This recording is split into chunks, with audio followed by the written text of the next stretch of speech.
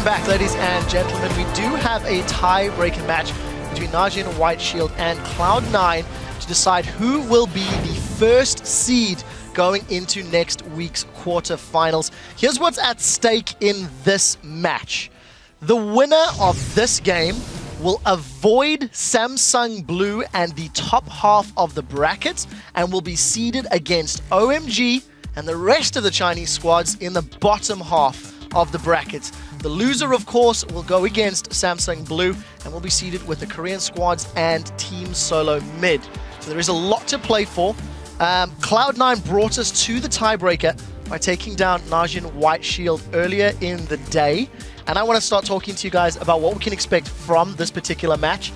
We do know White Shield are blue side. Crumbs, I know you felt very strongly about picks and bans in terms of which side Cloud9 is stronger on. Why don't you kick us off? I think that Cloud9 is a very strong blue side team, as Monty pointed out earlier, and unfortunately for them, they lost a coin toss, so they will be having to play on purple side, which is not a strong side for them because that means that High's champion pool can be dwindled severely, unlike on the blue side. And that's the way that Yeong-jin White Shield beat them the first time around, and I think that is going to have a big part into this next game.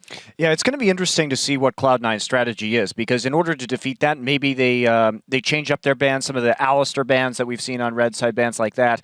Do they leave those up and try and perhaps bait them out? Are they that confident? I mean, we've also been talking a lot about Balls' Rumble on the desk, and all-time professionally, Balls is now 16-0 on that champion. So that is ridiculous. I mean, D4G7 is up there in terms of win rate as well, but this is one of the most dangerous champion-player combinations of all time.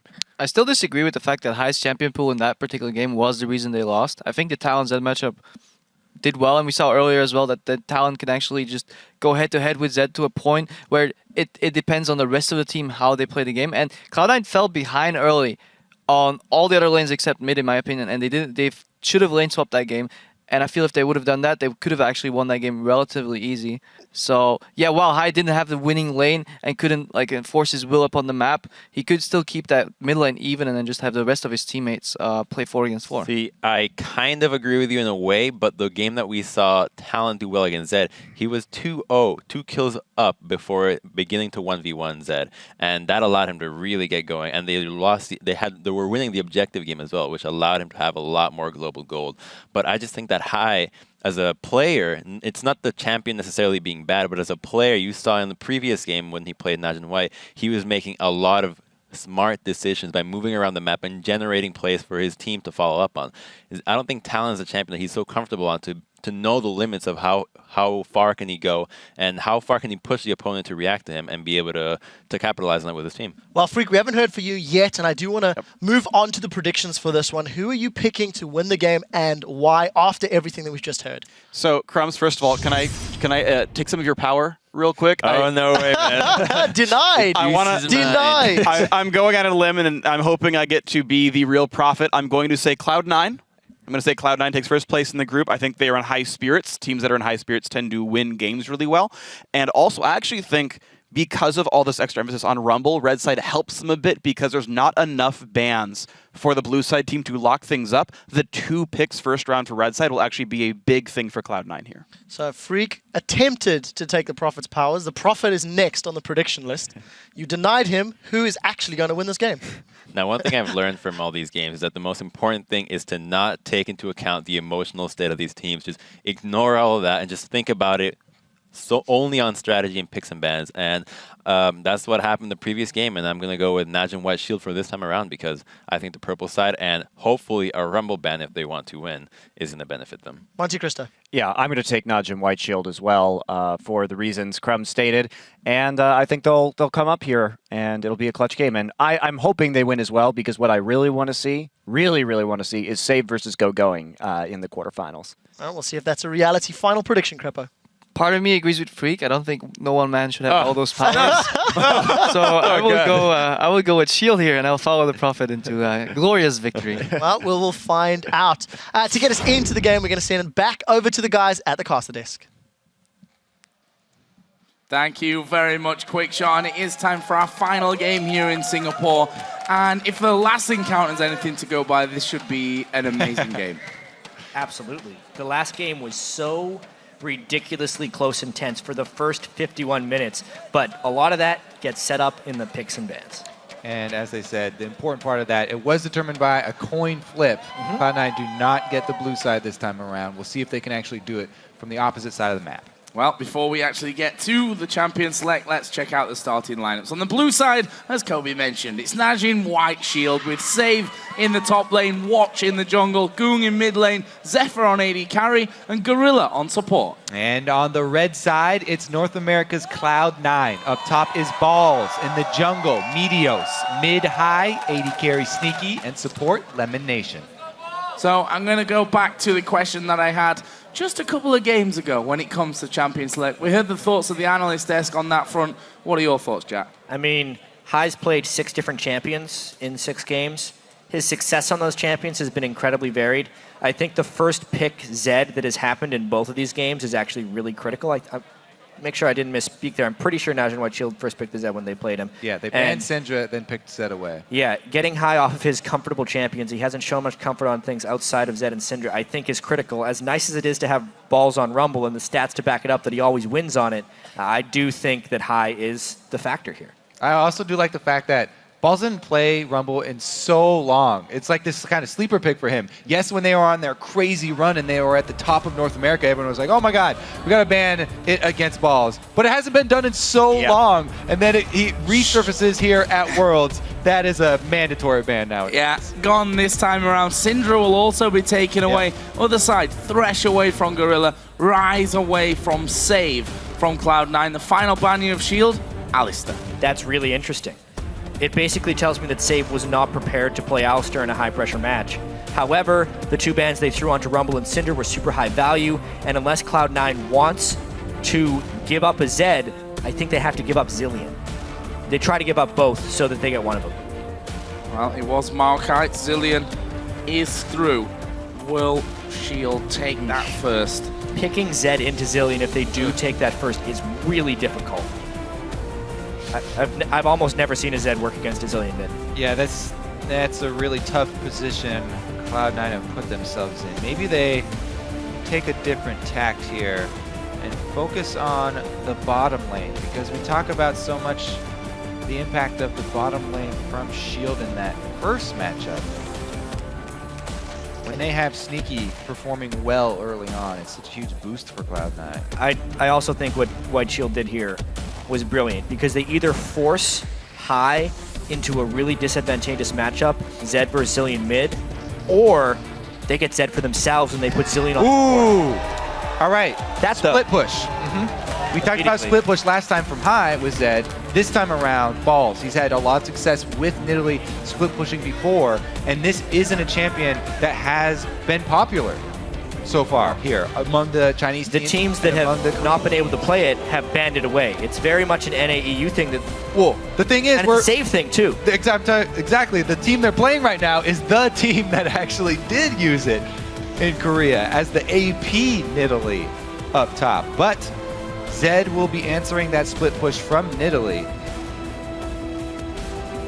And Lee Sin goes over here, possibly at least. All right, to and Watch. Yeah, so many things here for Shield. They get the #1 pick here for Ggoong, the #1 pick here for Watch, and that Zillion. So Cloud9 had to give up a whole lot to switch over to this Nidalee split strat. I mean, that's just the way the picks and bans fell. I feel like Shield played their ban cards really, really well. And then when they first picked that Zillion, they basically made it so Hai couldn't play Zed. And it guaranteed a late Zed pick for White Shield, even though it had been the first pick in the previous 2 matchups. They did secure something for the bottom lane, though. Talked about that. They took the Corki away from Zefa and got it on Sneaky again. Yeah, he had a it's strong... come to this. Corki first AD carry picked. Yeah. It's Worlds, chat. We're everything comes full circle. So for Cloud9, what do they go into? Of course, the game '1 between these 2 teams, it was, in fact, a talent pick for Hai against the Zed of Ggoong. Didn't work fantastically for them. 274 was what Hai played on that, but they're not going to go that way just yet. In fact, they're locking Elise in the jungle there for Meteos, taking away Janna as well for LemonNation, which you have to feel then maybe just leaves the Nami pick for Gorilla.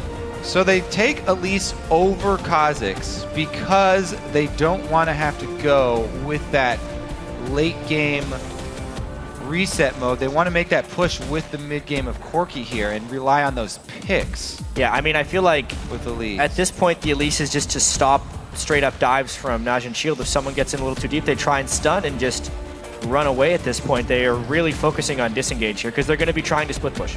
And of course, as I mentioned, Nami for Gorilla, I just totally overlooked the fact that, you know, Zillion was already locked in there.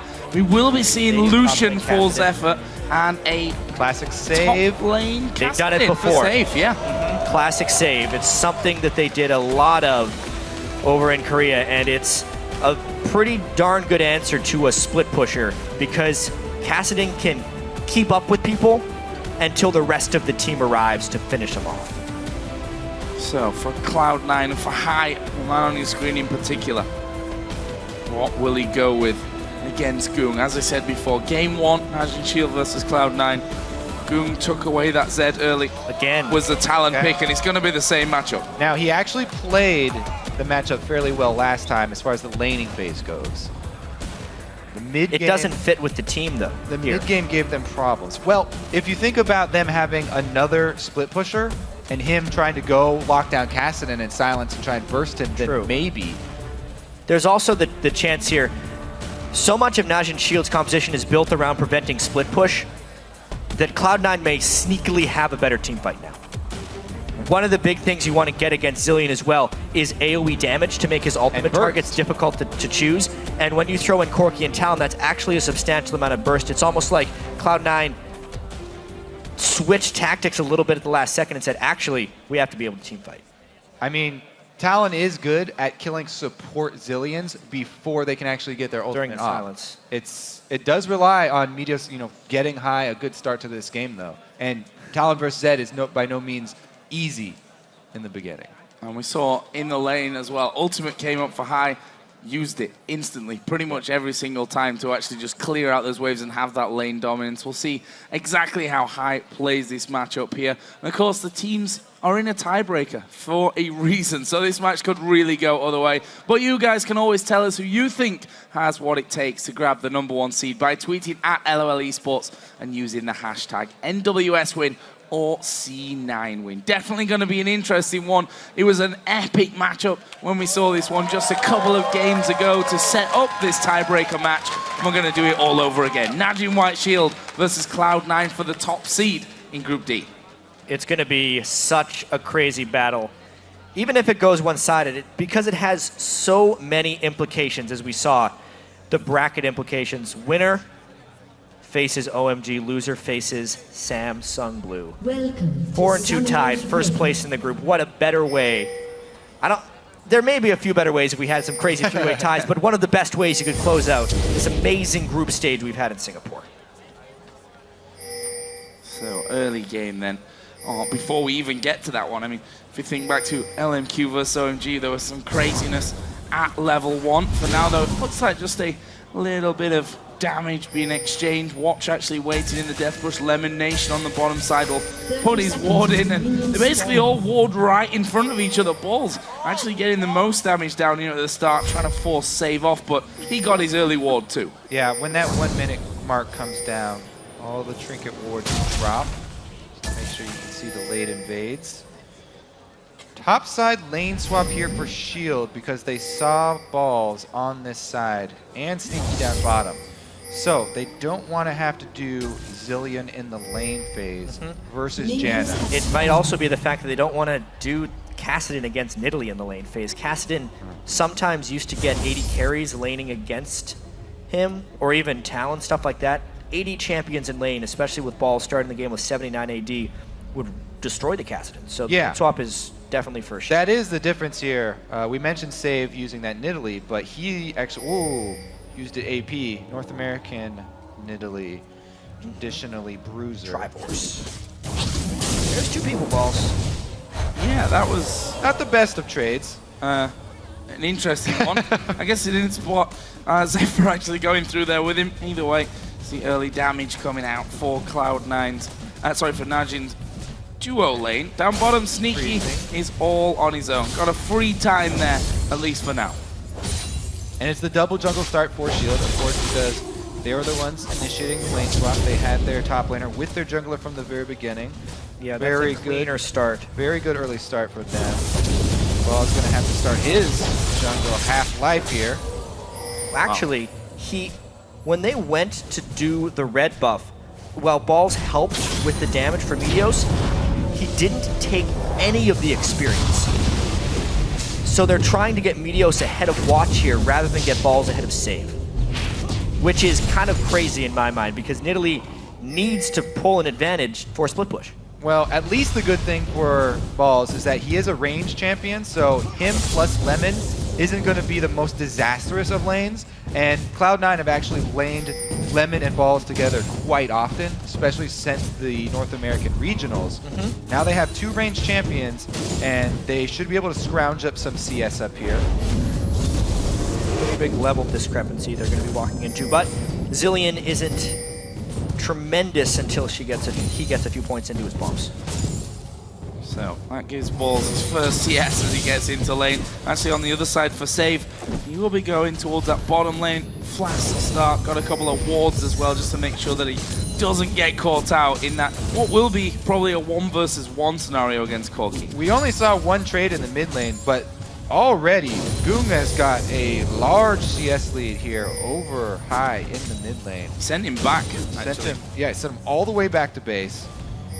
Got that giant 10 CS lead really early on. It's going to be difficult for the mid game then for Cloud9. So Watch going to try and stamp his authority on this top lane. It's going to be hard to lock down the Nidalee especially. That shield of Janna, and I think Watch seeing that no real opportunity available to him there. Has decided to back away. Zefa actually going to go aggressive here onto Balls. That's a lot of damage back though. That is a lot of damage back. Zefa forced to now get on the run. 1 more auto attack comes out and he's going to be burning the pots. Balls does not have Q yet, that's why. If he could get a mark and a Q, they would have gone aggressive there. A lot of people say no takedown yet. Nidalee is like an 80 carry in lane. You can kind of see that there. Zefa not respecting the damage from Janna plus an Nidalee, and it definitely cost them no sustain with the Zilean there, and kind of giving the lane back to Cloud9 a little bit. Meanwhile, down bottom, of course, Kassadin having a hard time against Corki. Melee trying to CS with his Q, staying back and using his flash for regeneration. He's still controlling the wave very well on his side of the map. These lanes right now, even though Najin White Shield had the initial good move on it, are quite favorable for Cloud9. The top lane and the bottom lane seem to kind of be going their way. Corki against Kassadin is a completely lopsided matchup, and Balls and Lemon are definitely holding their own here against Zefa Gorilla. See how that experience disadvantage for Balls does turn out, though. Yeah. Especially if we have jungler intervention. Right now, though, Meteos heads mid, gets seen by a pink ward. So Ggoong knows he's under attack. Oh, Meteos will dive in there. Actually, the flash away from the cocoon. I think it was a wise choice in the end. And Ggoong will stay alive in there, but he's now vulnerable once again. So Watch pinging level 6 on the High's pretty top low. side. Watch comes in for the gank on the other side, and once Zed gets level 6, High has to move back off the wave and respect it. He needs his level 6. Oh, Meteos getting collapsed on. Oh, this could be bad news for him. That pink ward saw him. Oh, Save's come up from the bottom as well. He's going to flash the Dragon Pit. Oh, but the death mark takes him over, and that will pop and be the first blood going over for Ggoong. Meteos didn't check that bush for the pink ward, the super common pink ward at the back of your red. A little bit careless there from Meteos. Didn't check around, got seen going to the raids. Najin White Shield, they waited. They waited for him to commit inside there, and they laid their trap, called Watch down from the top side. Great communication and great bait there from Shield. Plus the timing on the ultimate from Ggoong right as to jump over with them. Super easy conversion for their kill there, and that's just going to make life harder for High in that mid lane. Ggoong looking strong on that set. It's been such an important pick between Ggoong and High. Let's have a look at some CS numbers here now as we approach 10 minutes. Obviously, Nidalee having a much better time than Save on Kassadin, but the mid lane, High has managed to claw his way back in the CS. Between the AD carries, it's Sneaky that has the advantage at 66 to 57. We'll see if he can keep that up. He's got 2 levels over Save as well, which makes it a lot harder for Save to get in there and farm. Let's see here. I mean, so the reason why Meteos invaded that side of the jungle.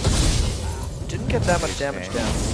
The Zillion is also helping experience in the lanes for Najin White Shield, which is something that cannot be understated enough. It's one of the reasons it's such a powerful pick as the support. Which is the big reason Ggoong got level 6 before High, and also Save hitting level 6 on Caston. This is going to be a very strange looking game, just because Ggoong is not, Zed himself is not that great of a team fighter. Caston needs a very long time to turn on.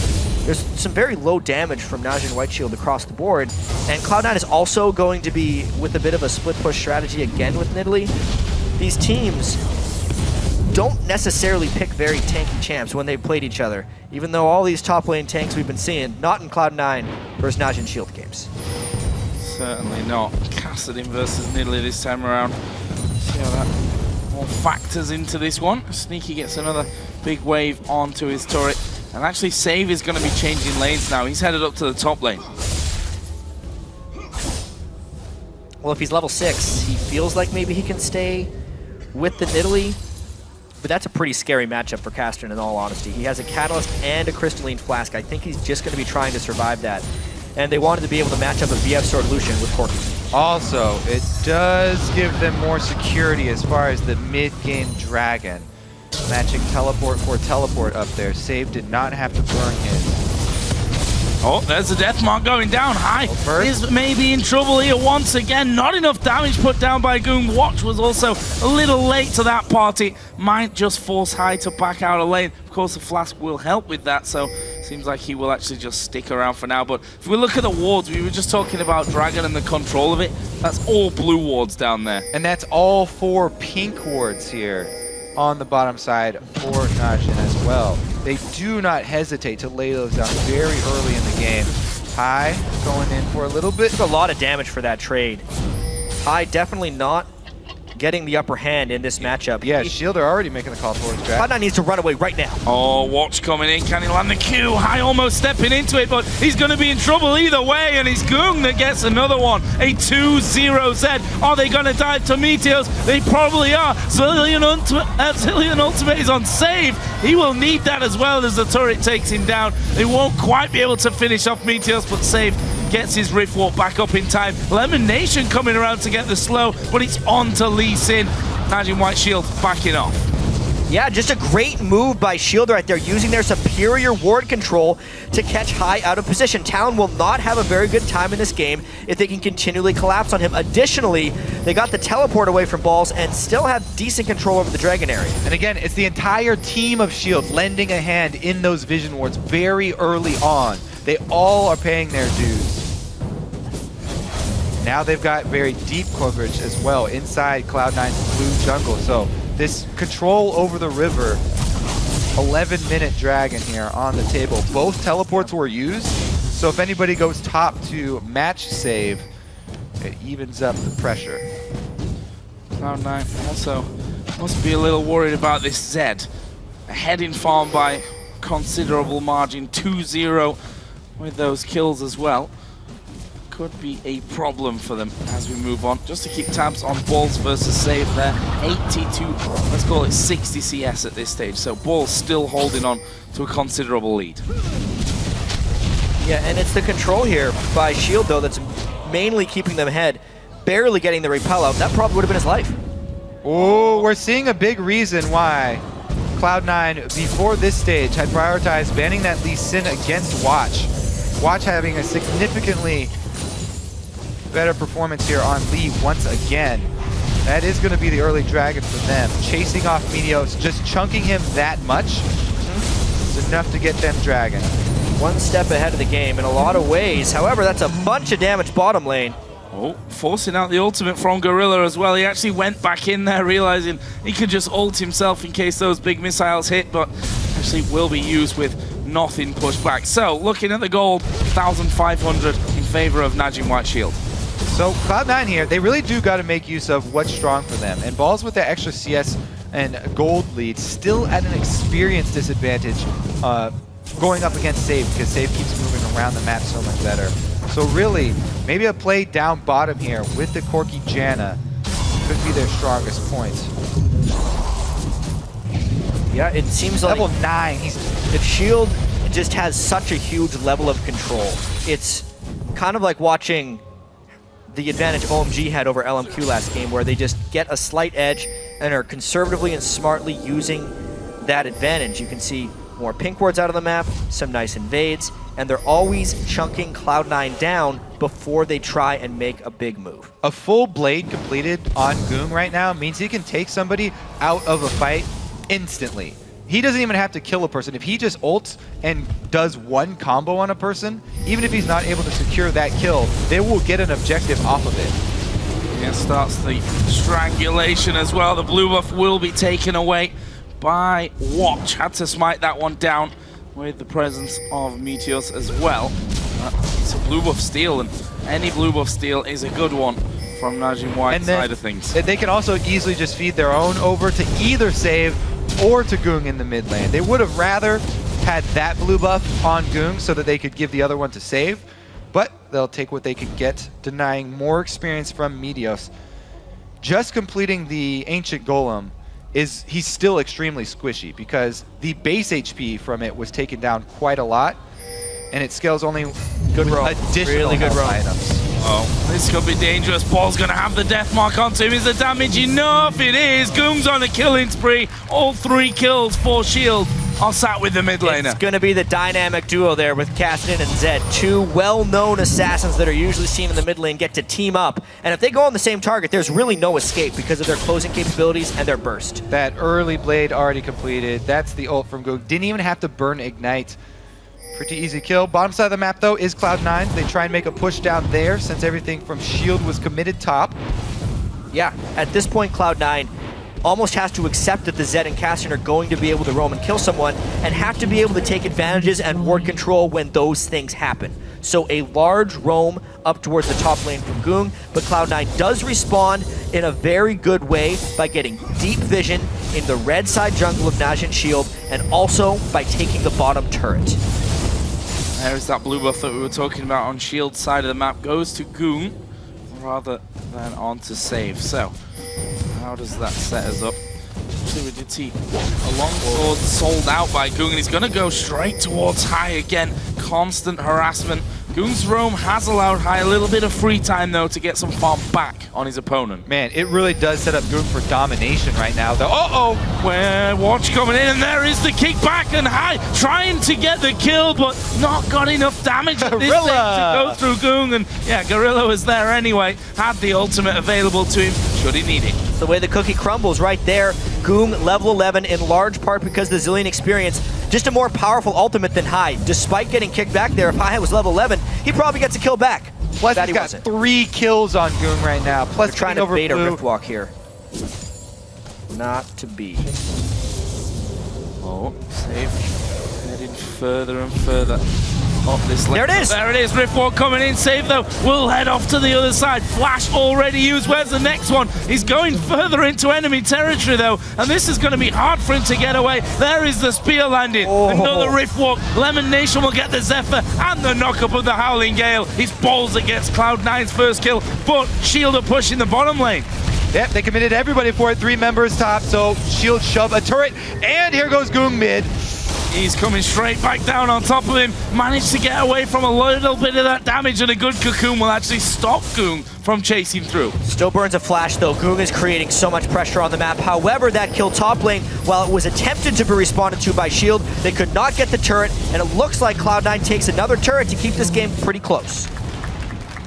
Dragon coming up in just over a minute, though. High's still not level 11. He should get it on this wave. Yep, there it is. Himself, pickaxe, brutalizer, a couple of long swords extra in there as well. A brutalizer was just done for Ggoong, and look at the preparation here for Shield. If you look at their inventory, full of wards in preparation for this next dragon. Yeah, and they already had vision control, what I was about to talk about. They've got the deep wards in the blue side jungle already. Plus they have all these true sight pink wards and sweepers ready to pull it out. Every single person going to come. There's no way Cloud9 will have vision, and the double assassins are way too threatening. This is basically Shield Dragon right now, even though Cloud9 are working with their double Trinity Force spike right now. Corki's got his, Nidalee has hers, but she probably needs to... Yeah. back off. At this point, Cloud9's playing with the lights out. Even if they have 2 Trinity Forces, they just can't find targets. Najin Shield will get the jump on almost any conceivable fight. Cloud9 might have the strength to get a fight, champion-wise. The vision is not cooperating. Lacking completely. Ggoong going to try and flank around. One ward that they do have, funnily enough, will spot Ggoong, but they made it a little bit obvious to him. Did get a good blast onto him, but that Dragon available for the taking. Cloud9 going to try to get back into that area with some wards. They even tried something on the towers there. They are going to go in high, going to be knocked back. He's finished off another kill for Ggoong. The ultimate is on to watch as well from Zillion. This could be a complete whitewash. Balls is going to fall. It's a double. It might be a triple. There it is for Ggoong. He's now 6-0-1 on Zed. Ggoong is going off, but it's all because the ability of Shield to collapse so quickly. Watch, save, Zillion, everyone piles through, and Cloud9 just cannot get the upper hand at the start of a fight. We're seeing how important blue side first pick is in this matchup of these two teams. When Sneaky going for the duel! Oh, he got him! He's going to get the blue buff there as well. I thought Zefa was going to dash away, stay safe with that. Teleport coming in as well from Nidalee, actually. Oh. Is that play from Sneaky going to be enough? Ggoong looking to kill him! Oh, he actually missed. Kill from Balls. Ignite coming in though, and Balls is now going to be chasing through. Can he actually finish off Ggoong though? Gotta land a spear. Oh, there is a spear dodged away from, but here comes Meteos, and there's the shutdown. Wow. Finally, they stop Ggoong. That solo play from Sneaky, dueling Zefa, gonna earn them actually this dragon. They've got plenty of wards What a miraculous turnaround. They're gonna get this it. dragon. They were completely starved in vision control. They got triple killed in mid lane by Ggoong, but they get a shutdown worth a whole bunch of gold, plus the dragon. Cloud9 keeping it close. Little bit greedy, I have to feel there from Shield. Zefa probably could have just got away from the danger of Sneaky. Let's watch though that fight once again, starting with that triple. This is the importance of that Lee Sin for watch. Every time he's controlling high so easily, getting that vision on him. Ggoong, it takes away all of the counterplay that Talon has in this matchup, and Ggoong just goes crazy all over the team, flashing in for the extra kills. The fact that he could get the initial kill onto high without using his death mark just made the chase potential of that fight even greater. And you can see LemonNation, Jan is probably the best peeling support in the game. You can't peel what Sword is bringing to this game with casting his edge. Gold remains close though. Just a couple of thousand between them. We'll see now that a Ghost Blade is done for Ggoong on top of his Blade of the Ruined Kings. Infinity Edge for Zefa. Rod of Ages. Needlessly large rod in the top lane for save as well.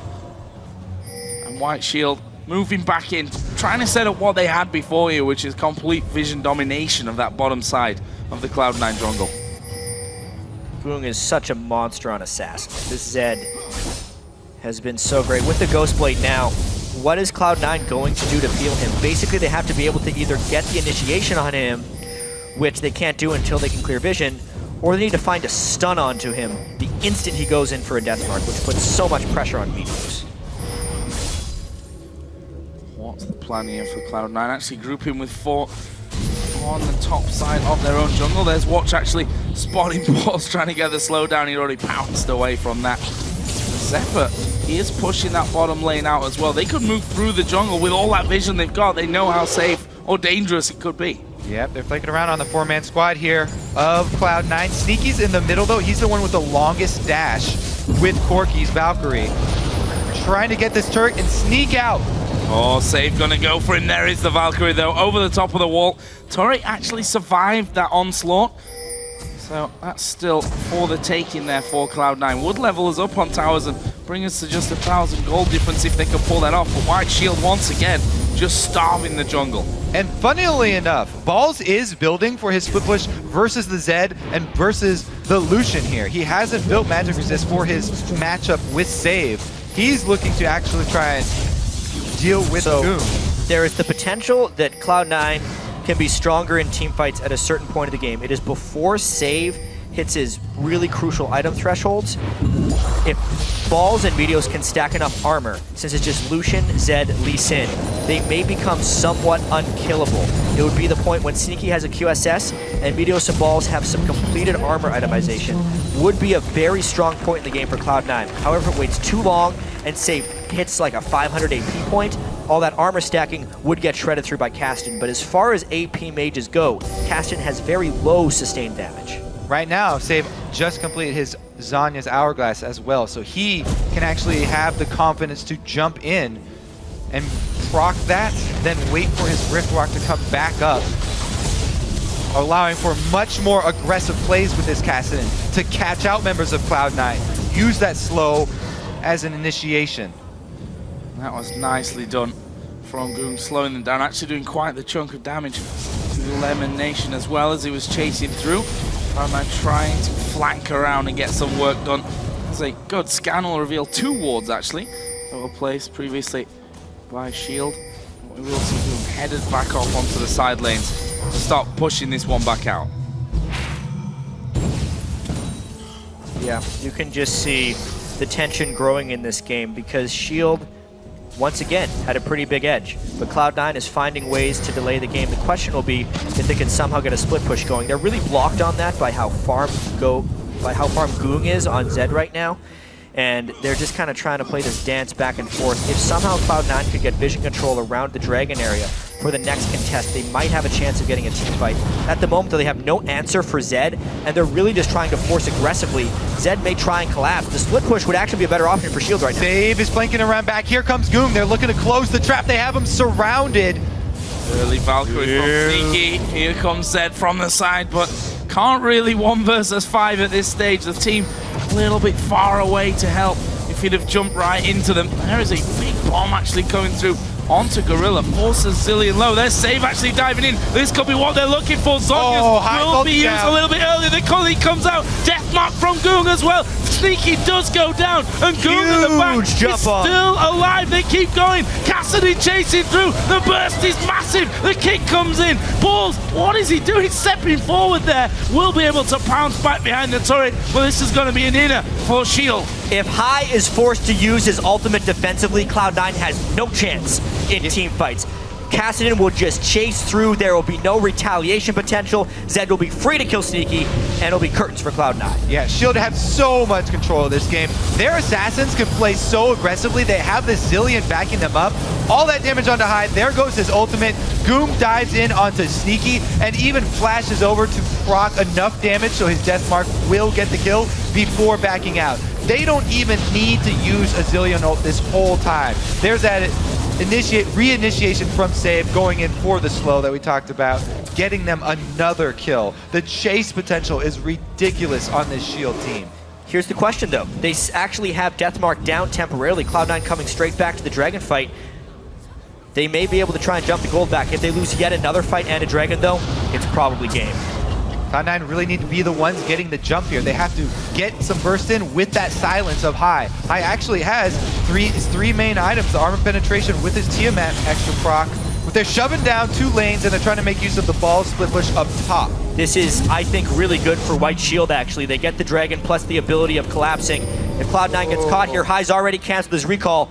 They what a fake! Faked it out, actually. They're going for a turret. They're going to be caught here, though. Yeah, Shield have just seen that happening, so it's going to be a turret for Cloud9. Cloud9 pretty much has to fight in this situation. We know they're not very good at running away. Where's the ball, CP? Where's the catch from the rest of White Shield? There they are spotted. The initial damage comes in. Save will dive towards LemonNation. It's Hai that will be the big target, though. It's Zefa that gets that one. Save will continue following. Gets LemonNation. Looks like Corky is home free, though.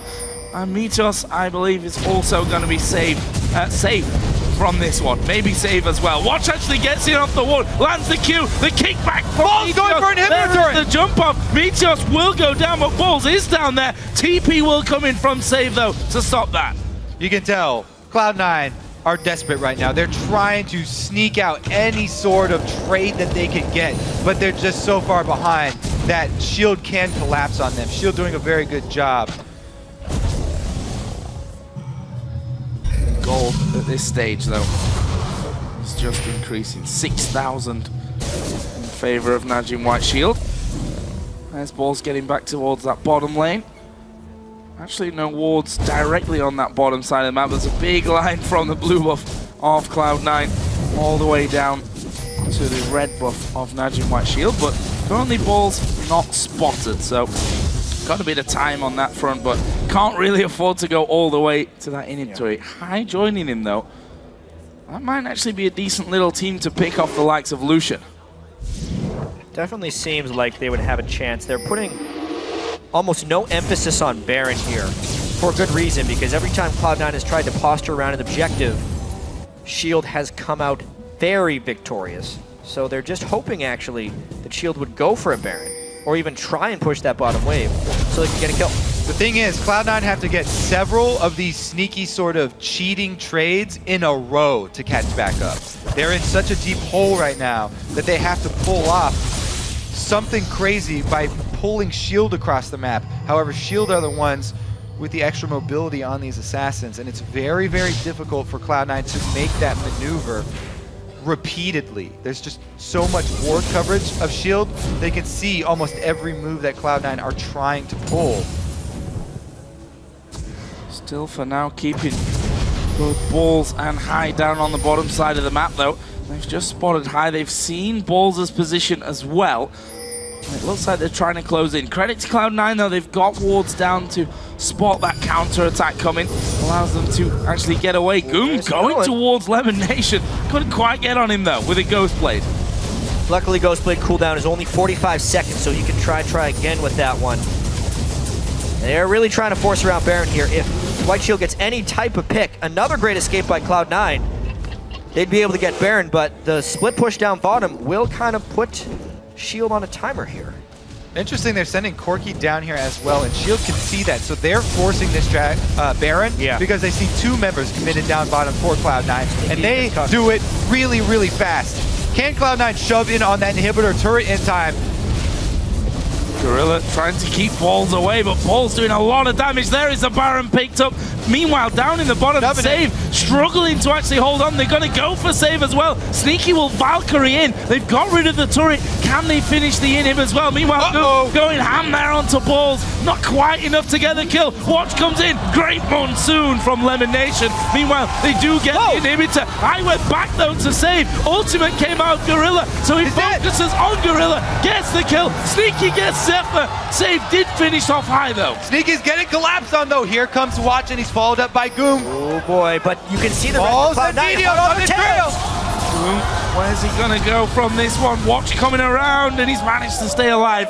LemonNation and the rest of the team backing out. So again, Cloud9 trades an inhibitor with White Shield. It's kind of the same thing that they were able to do last game, a 6,000 gold disadvantage and a traded inhibitor. They clearly can't win team fights, but can they pull off the same magic again? This is one step on the road back to even footing for Cloud9. This is one of those tricky trades that they were able to make.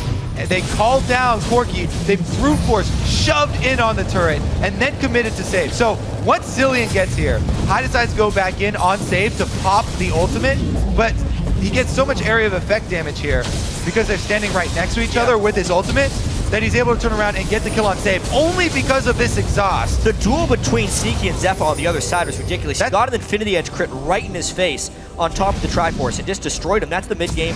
Second time that Sneaky's been able to out-duel Zefa in this game alone. Shield have got two men pretty deep in Cloud9's jungle there. Meteos was just recalling right in front of them. Ward goes down. There's a dragon in 40 seconds coming into play as well. Shield gonna push this mid lane up first of all. Safe pushing top as well, or will be, once he actually reaches that wave.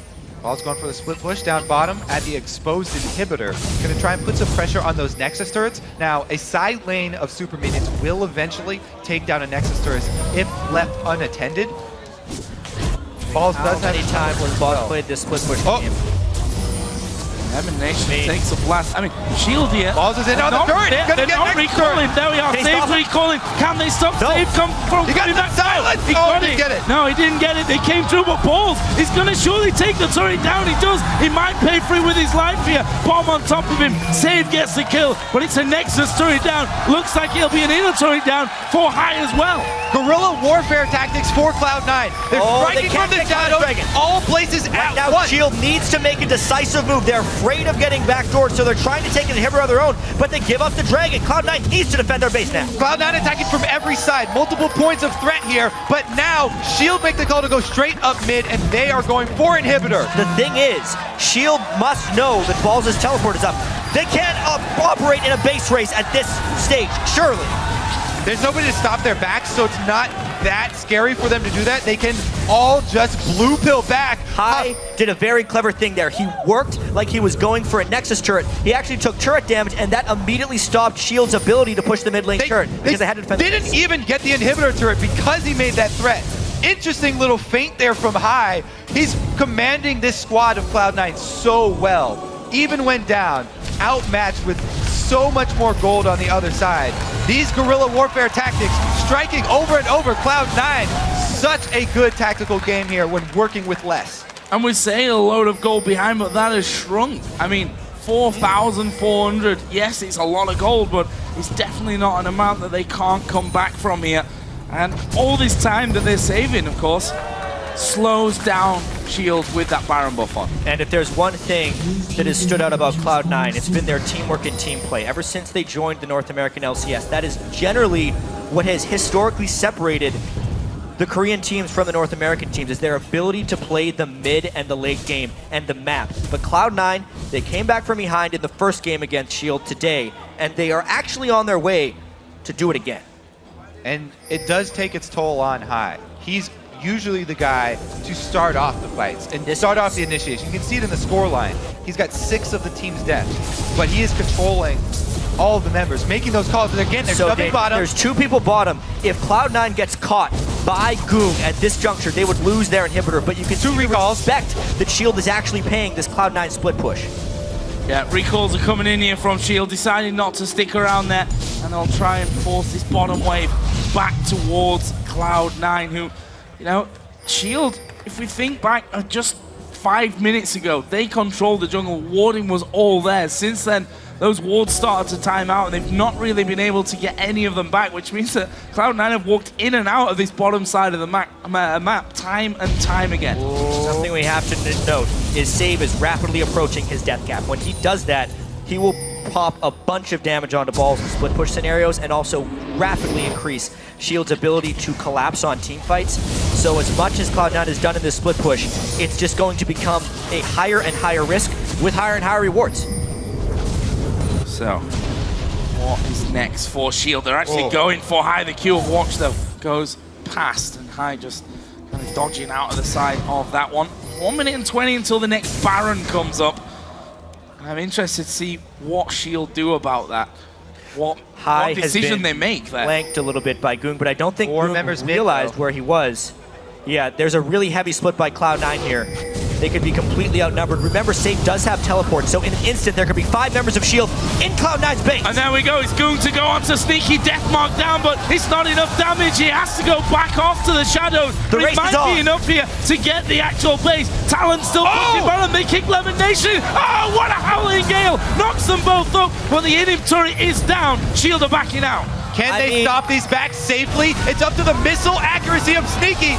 That's a lot of prevented back. Talon is free on the inhibitor. They have them all on their sights. That's a massive damage as well. One more will take down Gorilla. Flash away. Surely will die though. That's Save now unstoppable. I didn't get the inhibitor down there. He went up towards mid. He was going to cut them off for kills. Not killing the he was going to cut them off for kills, but he actually didn't get anybody. Oh, Ggoong coming around. Watches there. He goes for Ggoong. No, he didn't get anyone. He doesn't get the kill. High gets completely destroyed when the pressure is at its highest point. Save kills balls.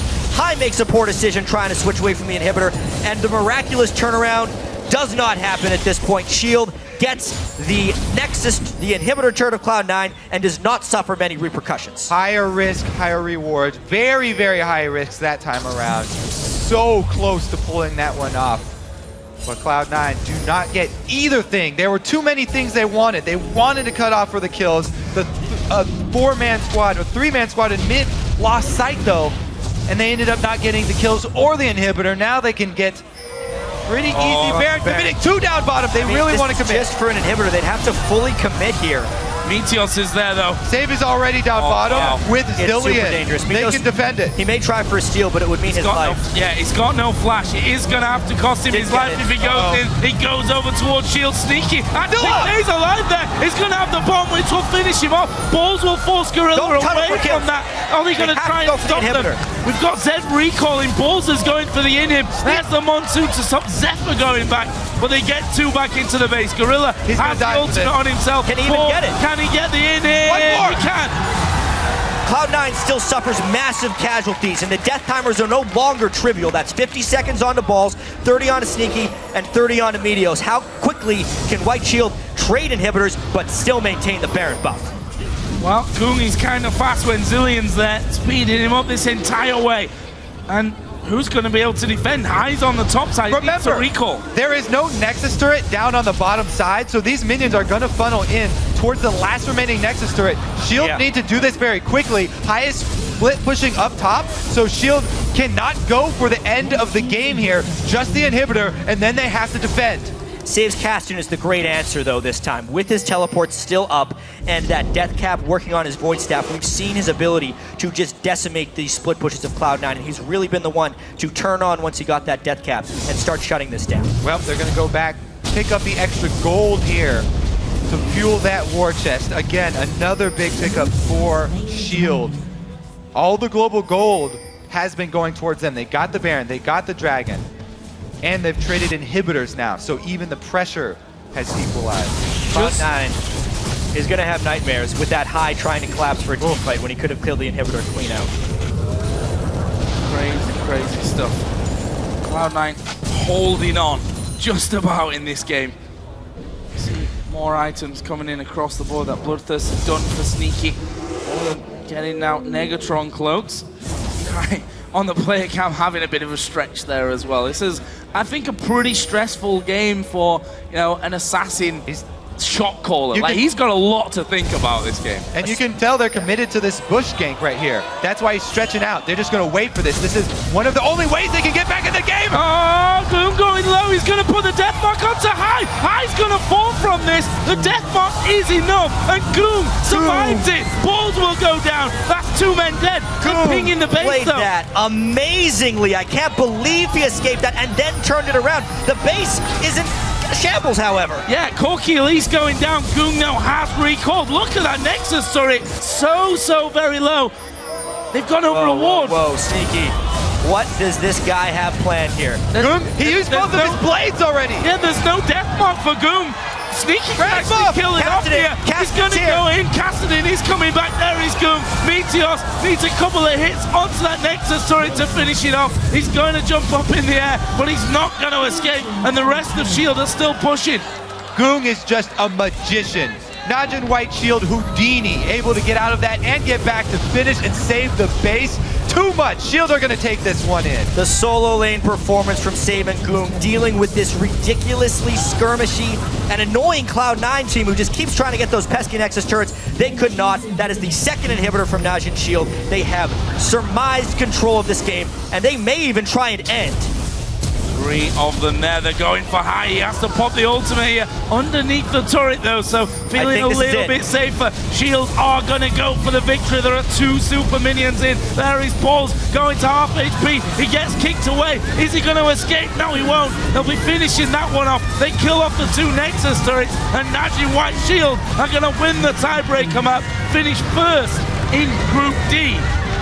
Cloud9 get the second spot and will face off against Samsung Blue in the quarterfinals. Such a ridiculously close game. Cloud9 nearly pulling off the miracle comeback, but it's actually Ggoong who is the magician today. So many clutch plays down the stretch, save with tremendous map control on his Cassidin, and Shield get first in the group.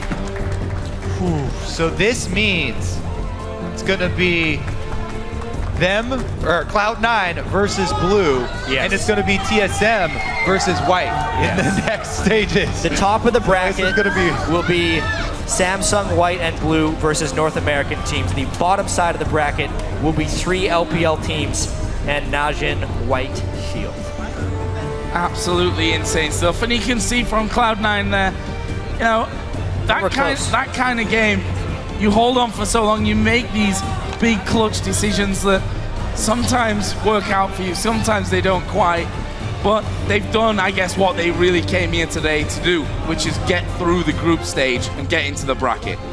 Yeah, there was a big emotional roller coaster after beating them the first time, so they didn't have to play the tiebreaker for the group. This time they were kind of playing with house money a little bit, trying to get first place. well. It looks like Cool will get his wish. He wanted to play Shield. He wanted to start facing Koreans as early as possible. That's an interesting way to do it. Some teams would argue that avoiding the Korean teams is exactly how you want to play it, but I guess if you're going to win a world championship, you've got to beat the best of the best anyway. Yeah, that's the way it's going to be. I can't wait for the quarterfinal stage. Only less than a week away before it gets underway. The 2 teams from the group stage here in Singapore will be the last 2 quarterfinals play to maximize their ability to prepare. That's kind of a happy yet somewhat disappointing Cloud9 team. You can see they're still relieved to make it through the group stage, but they were oh so close to taking first place in the group. And you can't imagine the pressure as well, I think, on these guys. You know, sitting up there, sit down and say, okay, we have to beat Najin White Shield to secure our spot. And then, you know, we got to play him again at the end of the day to see if we can take the first spot and try and avoid Samsung Blue at the end of it. For Alliance, you know, that they didn't really have that luxury. That was kind of taken away from them by the group. We were so close to a three-way playoff. We were so close to a three-way playoff right there. We could still be going for hours on after this if things just went a little bit differently. Honestly, these group stages were way more than I expected coming in. And both of them as well. I mean, let's not forget, last week in Taipei, we saw Tiebreaker as well. EDG losing out to AHQ, had to play them again at the end of that day as well. So I think we can safely say the group stages have been very, very exciting. I have to be honest, they were better than I ever imagined. Had a great time in Taipei. We've had a great time here in Singapore. It's only going to get more exciting, too, because next we move to Korea. Yeah, and we're going to have a little bit of a rest in between there. I think we're all a little bit fried after some amazing, amazing games. Now, though, we do have shocks with one of the members of the first place team from Group D. Thank you very much, guys. I'm standing by here with Ggoong after that victory and taking first place in the group. First question, just a little before this, C9 managed to beat you guys out. This time, the annoying split push was back. How did you guys deal with it this time around? 오늘 C9과의 경기 첫 번째 경기도 그렇고 지금 두 번째 경기에서도 스플릿 푸시에 많이 당하셨었는데 두 번째 경기 때는 어떻게 대응하셔서 이겼었는지 설명해 주세요. 네, 일단 C9 선수분들이 좀 이리저리 다들 나눠서 게릴라 전술을 많이 펼치더라고요. 그래서 저희가 제드를 갖고 있으니까 제드는 1대1에서 가장 강하기 때문에 제가 이제 한 명씩 계속 끊어내면서 이제 저희가 기회를 잡자고 했어요. Like C9, they were all over the map and they were playing this guerrilla tactics. So, but I was playing Zed, and which is very strong 1v1 champion. So I was just hunting one of them down, each of them down, and that's how we won the game. You had a fantastic game on Zed. What were your thoughts when Hai picked the Talon again, a matchup you'd seen in the first game versus C9 already? 이번에 하이 선수가 탈론 뽑았을 때 다시 한번 제드 탈론 리매치였는데 탈론 픽을 봤을 때 어떤 생각이 드셨나요? 네, 저 같은 경우는 제드 대 탈론이 엄청 자신 있는 편이라서 상대가 탈론을 해도 저는 오히려 고맙다고 생각하면서 했어요. I'm very confident when playing Zed against Talon. So when I saw his pick, I was very thankful. Now you get to go to Korea and play the quarterfinal versus OMG. Cool said before, I'd actually like to play Najin Shield because we think we can beat them. What are your thoughts on the matchup? OMG의 쿨 선수가 낮은 실드와 붙는다면 이길 수 있을 것 같다고 얘기했었는데 그에 대해 어떻게 생각하시나요?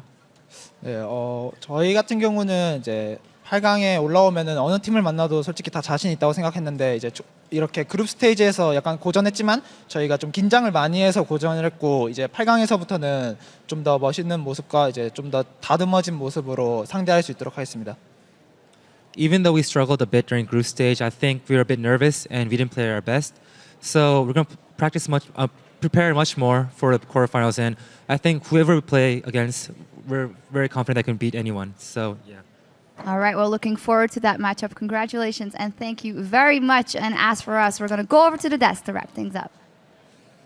Thank you very much, Sharks. And congratulations to Najin White Shield taking the top seed in the bracket. Let's talk about the game before we move on to the quarterfinals. I want to start with picks and bans. I think it was an interesting composition that Najin White Shield put together. Not totally unexpected. And top lane Italy. We've finally seen it. Definitely didn't show up as often as we were expecting. Yeah, so this was kind of interesting here. Cloud9 definitely, I thought, had really good map play eventually with this team composition. It's a lot of heavy split pushes, a lot of duelists, and then a pretty good defensive team with a Corki and Janna sitting back. What I didn't like, though, from their picks and bans, though, was I feel like Cloud9 pinched champions really weirdly. On red side, your main goal is to basically pinch 3 champions, where blue side gets 1, you get 2 high priorities yourself.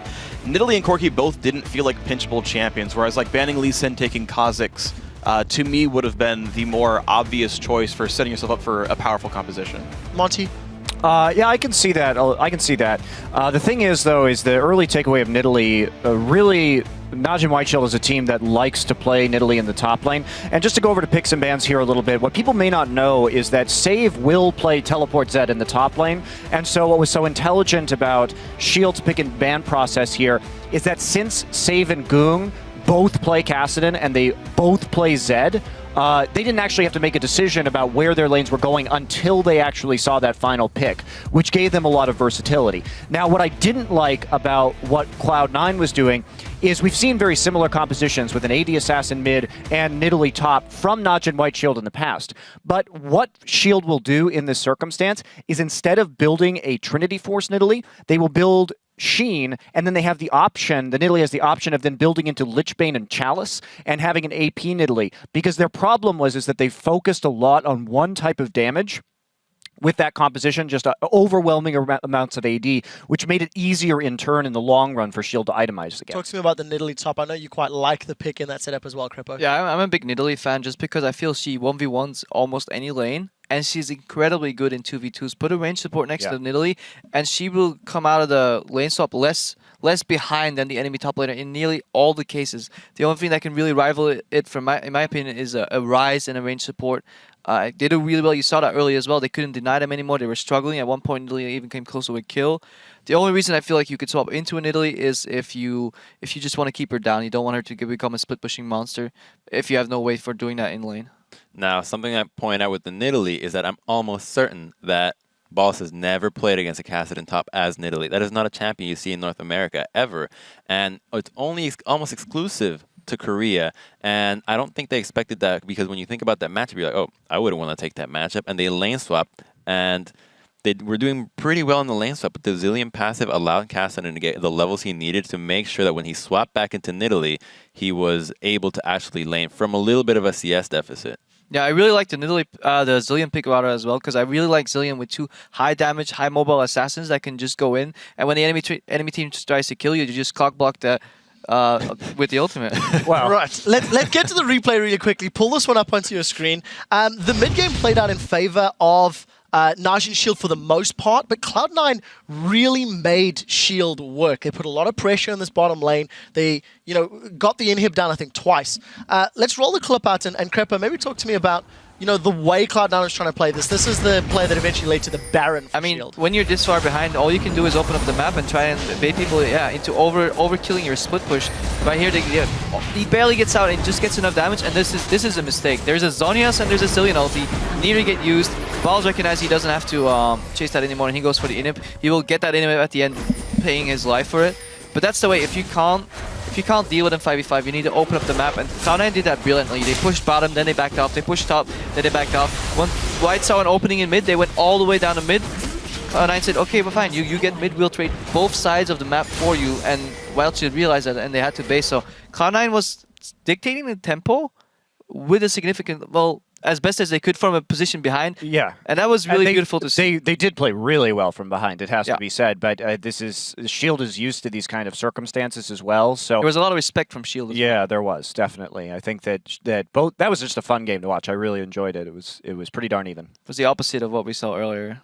Yeah. Well, final thoughts from Freak. Yeah, I think it's just unfortunate. Cloud9 gave away so many early leads. Meteos walking into a pink ward, getting first blooded there. I mean, Ggoong hard carried this game, and you saw how damn smart Cloud9 was. If Ggoong wasn't 9-1-10 this game and Watch didn't get probably Lee Sin, it's probably a Cloud9 win. Well, we'll have to see. They're going to have some chances to prove themselves against some other Korean squads. Now that our quarterfinalists are set, let's actually look ahead at the 2014 League of Legends World Championship shifts to Busan, Korea for 4 best-of-5 elimination matches.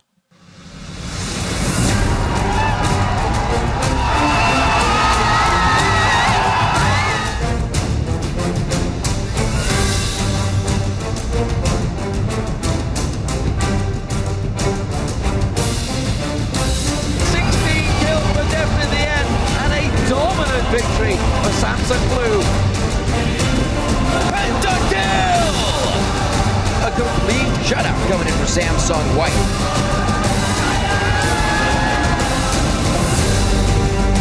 This was a quick one, that's for sure. Team Solo Midfans, you have yourself a North American team into the quarterfinals. Naji White Shield, despite being heavily behind in this game, turning around.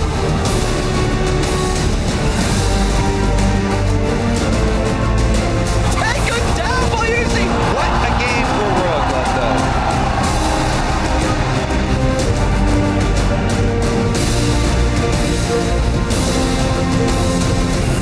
And a convincing win once again for Cloud9.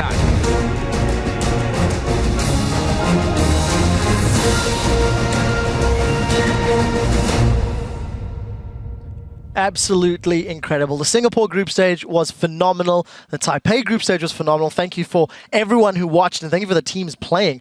The action gets underway on Friday, October 3rd with those quarterfinals at the Bexco Auditorium with Samsung White taking on Team Solo Mid. Then on Saturday, Samsung Blue will clash with Cloud9, followed by Starhorn Royal Club going up against Edward Gaming. Finally, OMG will face off against Najin White Shield. The bracket is locked in very heavily. North America versus Korea in the top half of the bracket, and China versus Korea in the bottom half of the bracket. Let's talk about some of these matchups and what we can expect. Monty, you're itching to get in there. Yeah, one thing that has been kind of reiterated by fans and some of the casters throughout this tournament is the following statement. You ready? Got my rose-colored glasses? Hey, wow, Korea doesn't look as strong this year. They're actually beatable. But when we take off the rose-colored glasses, when compare this to last year, okay, last year a Korean team failed to make it out of the group stage. Fnatic and Gambit made it out of the group. Gambit narrowly lost to Najin Blacksword, and then we had SK Telecom win, right? This is actually the first World Championship where we have 3 Korean teams in the quarterfinals, and Korea went 16-3 in the group stage. If anything, to me, this says that the Korean teams are more dominant this year than they ever have been before. The Prophet, I hear you sighing. What are you adding to this, I can't Crumbs? argue with that. Stats don't lie. Exactly. What matchup are you most looking forward to, Crumbs? I am looking forward to the most Samsung White versus Team Solo Mid, because I have been deemed to be eating shoe soup, and I don't think that will happen. Well, we'll see how that works out. Freak, talk to me about some of the quarterfinals. Yeah, first of all, I don't know for sure. I feel like this is the worst win rate that Korean teams have yet had at Worlds, though.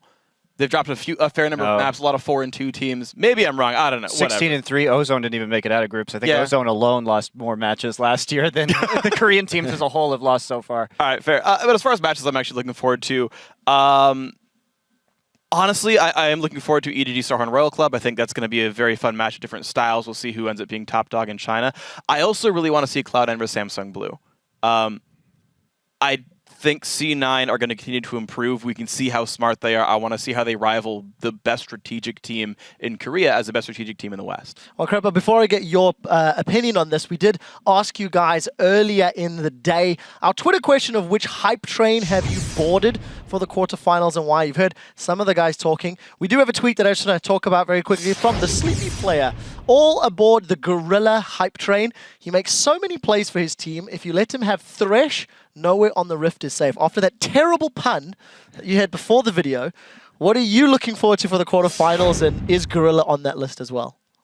Yeah, he is. I think all the Korean supports are on my list. I'm taking notes every game. I'm just looking mostly for the top side of the bracket, because either NA is getting an epic upset, and I'll be happy, or we'll get the team kill in the semifinals, which will be really interesting, because those are sister teams. They've scrimmed a lot against each other. They know each other in and out, and in a best of 5, that can lead to some beautiful League of Legends. And we've already had 2 best of 5s between Blue and White this year, and Blue won both of them 3-1. So it's been a really, really good match. The games are always awesome in that, so it'd be fun to see it. All right, well, there is one more that's come in that I do want to read as well from @LolShades. I'm still on the TSM hype train, although they have a very slim chance of making past quarters. I'm still a believer, as am I, because I want to see him eat shoe soup. Guys, thank you so much. Those were some great answers. We'd love to hear more. Keep tweeting to us at LOL Esports. Use the hashtag Worlds. I want to thank all of you once again for joining us, both in Taipei and Singapore. We'll be seeing you all in Busan. In the meantime, I'd like to thank our special guest analysts, Crepo, Prolly, Crumbs, Doublelift, Monte Cristo, as well as Freak, D-Man, Joe, Riv, Jet, Deficio, Shocks, and Quickshot. And from myself and the rest of the World's broadcast team, guys, thank you for watching. We'll see you all next week. All right.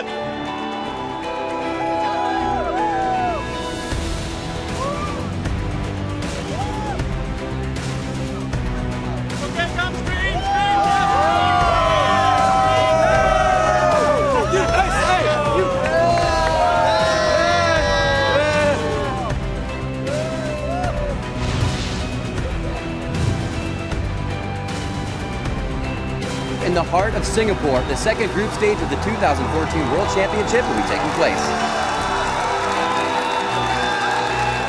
The Super Minions would end the game as long as they keep Alliance occupied. Gets bubbled in. Will they be able to get a good fight out of this? Zanya's thrown down in from balls, and it looks like they're actually pushing Alliance away from their base.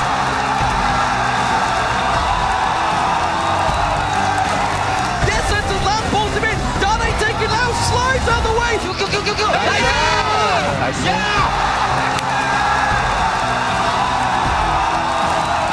Again, Fnatic decides, screw it, let's back range onto Acorn. We'll get the one. Hart will be the next one.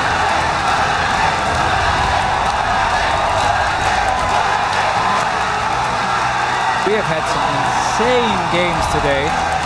But they're going for Yellow Star. Second man down, make that third and fourth. PK will fall. It's an 8 for OMG, and that's going to be the game.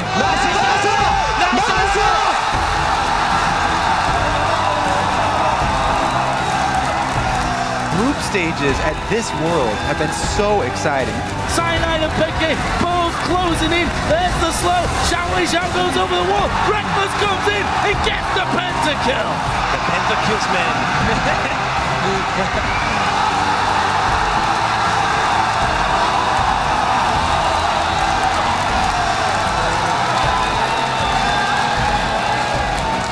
There goes the equalizer, trying to spread the fight. You're going to see Deft on the backside. He is getting hit up, but he's able to take down more, even with no name on him.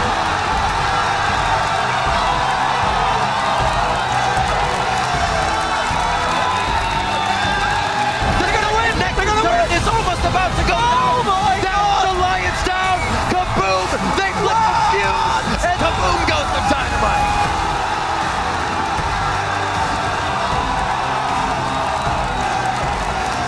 Play the best we ever will, and I'll be happy. Sneaky coming around after using his QSS. It's going to be Cloud9 to win this one. They take out one. They're going to Zefa. It's the ace for Cloud9. The group stages have been very, very exciting. We've had a great time here in Singapore.